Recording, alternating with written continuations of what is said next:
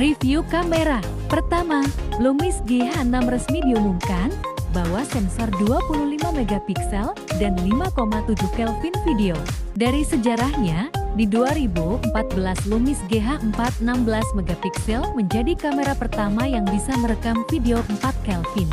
Kemudian di 2017, Lumix GH5 20 megapiksel menjadi kamera pertama yang bisa merekam video 4 Kelvin 10 bit, 2:2 internal. Tahun ini, Lumix GH6 kembali melanjutkan legacy kamera hibrida kelas Pro dengan menawarkan sensor 25 megapiksel yang bisa merekam video 5,7 internal dengan data rate atau 1,6 Gbps ke kartu Express tipe B dan tanpa batas rekam video berkat kipas pendingin di dalamnya. Fitur video tertentu jadi jualan utama dari semua Lumix seri GH, tetapi berlimpah dan akan disukai kalangan profesional seperti dukungan lensa anamorfik, timecode, waveform, vector scope, kali, hingga berbagai profil gambar untuk kebutuhan grading atau editing. Dari sisi fisik, memang penambahan sistem kipas membuat Lumix GH6 menjadi lebih tebal dan berat dengan bobot 739 gram dan punya desain grip lebih dalam. Layar 3 inci di kamera ini bisa dilipat ke atas, tapi juga bisa dilipat putar ke depan, sehingga makin fleksibel. Meski menyediakan slot untuk memori Express tipe B, tetap tersedia juga slot SD card yang mendukung USAI, misal hanya untuk foto-foto atau rekam video Full HD saja. Ada dua tombol merah rack yang bisa dipakai, pertama ada di atas, dan satu lagi ada di depan. Dari sisi konektivitas, ada port HDMI full size, dan USB-C yang mendukung power delivery charging.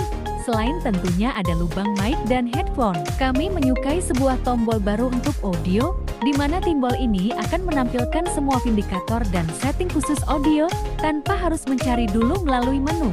Kedua, OM System resmi meluncurkan kamera Olympus OM, sebuah kamera mirrorless dengan mount dengan inspirasi dari kamera film OM 150 tahun yang lalu, namun kini memakai sensor baru sistem stack sensor dan prosesor dual quad core, dan ada 1053 titik pendeteksi fasa. Sensor ini juga memiliki 5 axis stabilizer yang bisa efektif hingga 8 stop, dan tersedia mode high-res mode 50 megapiksel tanpa tripod atau 80 megapiksel dengan tripod.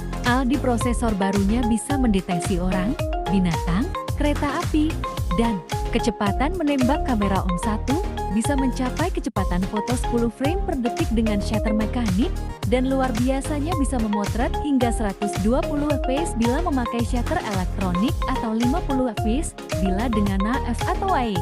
Urusan merekam video 4000 out atau DCI bisa hingga 60 fps dan video Full HD 1080p hingga 240 fps. Secara internal, kamera dapat merekam video hari 264 8 bit atau video hari 265 10 bit. Saat terhubung ke perekam eksternal, OM 1 dapat menampilkan video RAW 12 bit 4:4.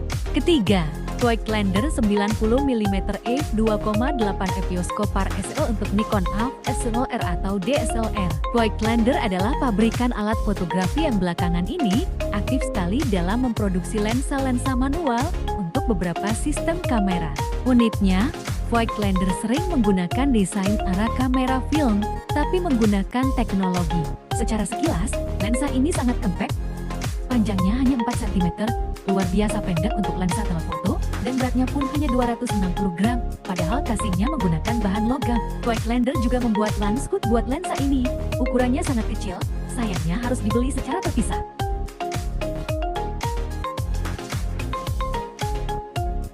Jika ingin manual focus live view, kita bisa menggunakan layar liquid crystal display.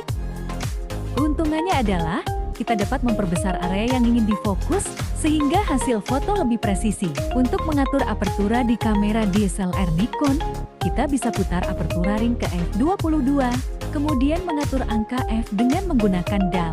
Kamera akan berkomunikasi dengan lensa dan menyesuaikan bukaan lensa saat kita memotret.